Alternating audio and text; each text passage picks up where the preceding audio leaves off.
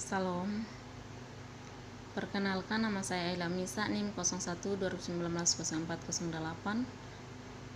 Pada kesempatan kali ini saya akan membahas tentang strategi penyampaian pengelolaan questing atau bertanya.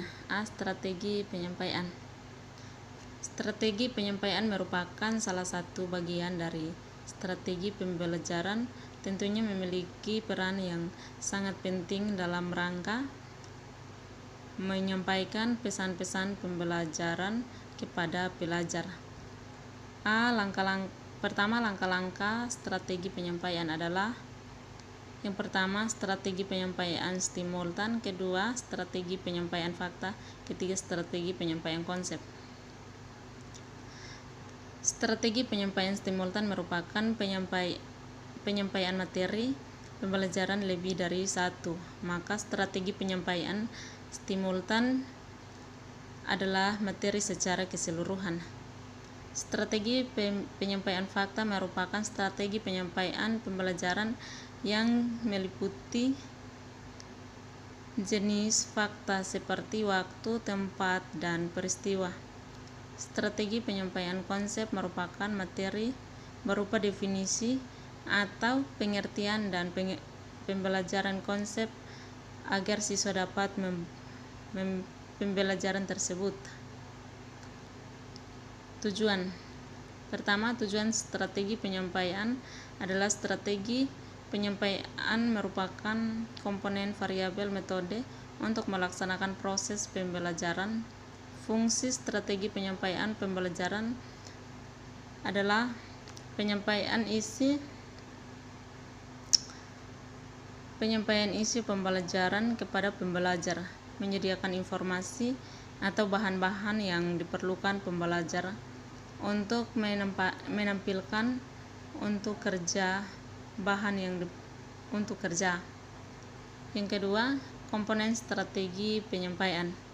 Strategi penyampaian menurut Degen, komponen strategi penyampaian ada 3, yaitu media pengajaran, interaksi siswa dengan media, bentuk belajar mengajar. Yang ketiga, jenis strategi penyampaian pembelajaran. Strategi penyampaian pembelajaran merupakan dikembangkan atau diturunkan dari model pembelajaran. Yang pertama, strategi pembelajaran langsung merupakan strategi yang paling sering digunakan dalam metode ceramah pertanyaan. Kedua, strategi pembelajaran tidak langsung. Strategi pembelajaran tidak langsung memperlihatkan bentuk keterlibatan siswa yang tinggi tidak langsung dalam melakukan penyelidikan penggambaran berdasarkan data. Ketiga, strategi pembelajaran mandiri merupakan strategi pembelajaran yang membangun inisiatif individu, kemandirian, dan peningkatan diri. B. Strategi pengelolaan. Strategi pengelolaan merupakan perencanaan jangka panjang yang disusun untuk menghantarkan pada suatu pencapaian akan tujuan dan sasaran tertentu. Jadi, strategi pengelolaan adalah pola yang menggambarkan langkah-langkah yang digunakan seorang guru dalam menciptakan dan mempertahankan kondisi kelas agar tetap kondusif sehingga siswa dapat belajar optimal, aktif, dan menyenangkan. 1. Pengertian pengelolaan. Pengelolaan merupakan proses penataan kegiatan yang dilaksanakan melalui fungsi-fungsi manajemen, tentu gunanya sebagai tolak ukur untuk menentukan keberhasilan sebagai bentuk dari pencapaian tujuan bersama yang telah disepakati. 2. Fungsi pengelolaan. Yang pertama, perencanaan; kedua, pengorganisasian; ketiga, pelaksanaan; keempat, evaluasi. 3. Strategi pengelolaan dalam pembelajaran. Strategi pengelolaan dalam pembelajaran adalah perencanaan yang berisi tentang rangkaian kegiatan yang didesain untuk mencapai tujuan pendidikan. Strategi ini berkaitan dengan pengambilan keputusan tentang strategi Pengorganisasian yang digunakan selama proses pembelajaran. Strategi pengelolaan dalam pembelajaran meliputi 3, yaitu yang pertama, penjadwalan penggunaan strategi pembelajaran. B, pembuatan catatan kemajuan belajar siswa. Ketiga atau C, pengelolaan motivasional. 4. Tujuan dan fungsi pengelolaan pembelajaran. Merancang tujuan belajar. Yang kedua, mengorganisasikan berbagai sumber belajar untuk mewujudkan tujuan belajar.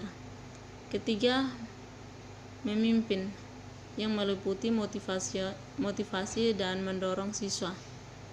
Keempat, mengawasi segala sesuatu, apakah sudah berfungsi sebagaimana mestinya atau belum.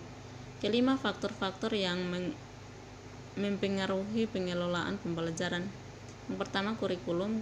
Kedua, gedung atau sarana, kelas atau sekolah. Ketiga, guru. Keempat, murid. Istilah strategi menurut bahasa adalah rencana cermat mengenai kegiatan untuk mencapai sasaran khusus. 1. Pada awalnya strategi berasal dari istilah kemiliteran, yaitu usaha untuk mendapatkan posisi yang menguntungkan. Strategi pembelajaran Plated Question merupakan strategi yang ditunjukkan untuk membantu seorang guru atau dosen agar dapat mempresentasikan informasi dalam bentuk respon terhadap pertanyaan-pertanyaan yang telah ditanamkan atau diberikan sebelum kepada siswa atau mahasiswa. Pada hakikatnya, belajar adalah bertanya dan menjawab pertanyaan. Bertanya dapat dipandang sebagai refleksi dari keingin tahu setiap individu, sedangkan menjawab pertanyaan menunjukkan kemampuan. Di dalam Islam, kita diajukan untuk bertanya. Hal ini sesuai dengan firman Allah, yaitu bertanya. Strategi merupakan perencanaan jangka panjang yang disusun untuk menghantarkan pada suatu pencapaian akan tujuan dan sasaran tertentu. Jadi, strategi pengelolaan adalah pola yang menggambarkan langkah-langkah yang digunakan seorang guru dalam menciptakan dan mempertahankan kondisi kelas agar tetap kondusif sehingga siswa dapat belajar optimal, aktif, dan menyenangkan.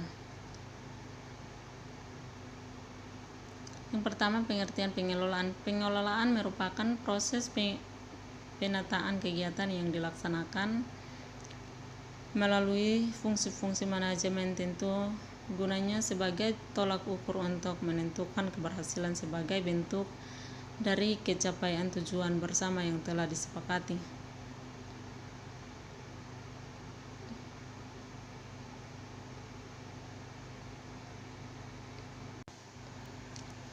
Empat, jenis-jenis pertanyaan.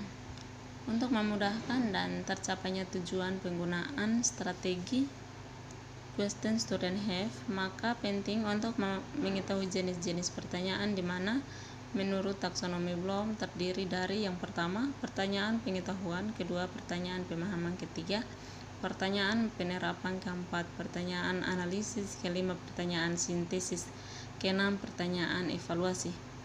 Kelima, kelebihan dan kelemahan strategi question student have. Secara umum, setiap strategi dalam pembelajaran mempunyai kelebihan dan kelemahan masing-masing. Begitupun dengan strategi question student have. Kelebihan dari strategi tersebut dapat menarik dan memusnahkan perhatian siswa, sekalipun sebelumnya keadaan kelas ramai atau siswanya punya kebiasaan bergarau saat pembelajaran berlangsung, karena siswa dituntut mengembangkan unsur kognitifnya dalam membuat atau menjawab pertanyaan. atau menjawab pertanyaan.